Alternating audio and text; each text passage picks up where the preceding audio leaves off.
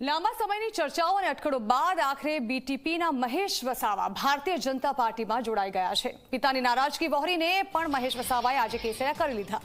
ભાજપ પ્રદેશ અધ્યક્ષ CR પાટીલના હસ્તે મહેશ વસાવાએ કેસરિયો ધારણ કર્યો છે। મહેશ વસાવાની સાથે મહેશ પટેલ પણ ભાજપમાં જોડાયા છે, જેઓ પૂર્વ ધારાસભ્ય પણ રહી ચૂક્યા છે। આ સાથે આમ આદમી પાર્ટી અને કોંગ્રેસના નેતાઓ તેમજ કાર્યકર્તાઓ આજે ભારતીય જનતા પાર્ટીમાં જોડાયા।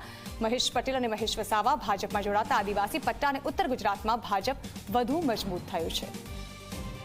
તો આ પહેલા પણ મહેશ વસાવાના પિતા દ્વારા નારાજગી વ્યક્ત કરવામાં આવી હતી અને તેમના દ્વારા કહેવામાં આવ્યું હતું કે તેમને મિસગાઈડ કરવામાં આવી રહ્યા છે। મહેશ વસાવા ભાજપમાં જોડાશે તેવી અટકળો પહેલા પણ તેજ બની ચૂકી હતી, પરંતુ આખરે પિતાની નારાજગી વહોરીને પણ મહેશ વસાવા જે છે તે લોકસભા ચૂંટણી પહેલા ભાજપમાં વિધિવત રીતે જોડાઈ ચૂક્યા છે।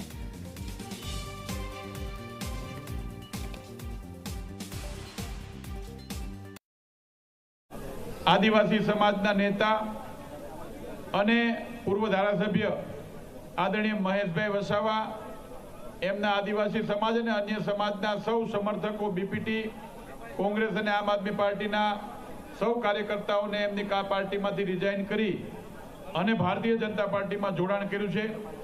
એવી જ રીતે 10 વર્ષ સુધી ધારાસભ્ય તરીકે સેવાઓ આપી અને ગઈ વિધાનસભામાં પણ નજીવા મતે હારીને પૂર્વ ધારાસભ્ય તરીકે કોંગ્રેસ પક્ષ છોડીને આદરણીય મહેશભાઈ પટેલ એ પણ ભારતીય જનતા પાર્ટીમાં આજે વિધિવત રીતે એમના સમર્થકો સાથે જોડાણા છે।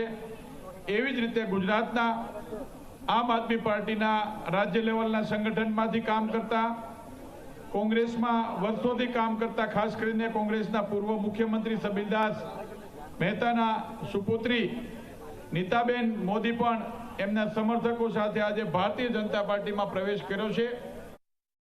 અમે જતા સાહેબ અમારા પ્રત્યે પ્રેમ છે અને અમે એટલા માટે જ આજે ભારતીય જનતા પાર્ટીમાં જોડાયા છે કે એમણે જે દેશની વિકાસની અને રાષ્ટ્રની જે વાત કરે છે, શિક્ષણ હોય, આરોગ્ય હોય, એમ્સ હોય, અત્યારે દેશ માટે એમણે જે જબરજસ્ત મોટું, કેમ કે આ 76 વર્ષની અંદર જે કંઈ કોંગ્રેસના લોકોએ કામ નથી કર્યું એ 10 વર્ષની અંદર માન્ય નરેન્દ્ર મોદી સાહેબ, અમિત શાહ સાહેબ અને અહીંના CM ભૂપેન્દ્ર પટેલ સાહેબના અધ્યક્ષતામાં આ બધું કામ થયું છે। એટલે અમે એને પ્રેરાઈને આગળ હજુ પણ વધારે વિકાસનું આગળ વધે, ખાસ કરીને જે ટ્રાઇબલના જે પ્રશ્નો છે, જળ, જમીન અને જંગલ, શિક્ષણ, આ પ્રશ્નોને આગળ અમે જે કંઈ હશે આગળ લઈ જવા માટે કોશિશ કરીશું।